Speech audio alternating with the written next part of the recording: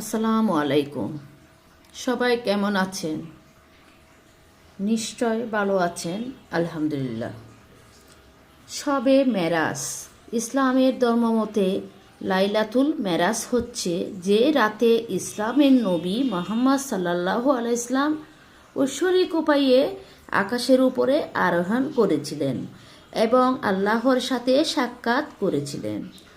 অনেক মুসলমানরা এবাদত বন্দেগীর মধ্যে দিয়ে এই রাত উদযাপন করেন, আবার অনেক মুসলমান এই রাত উদযাপন করেন না, বরং এই রাত উদযাপনকে বিদআত বলেন।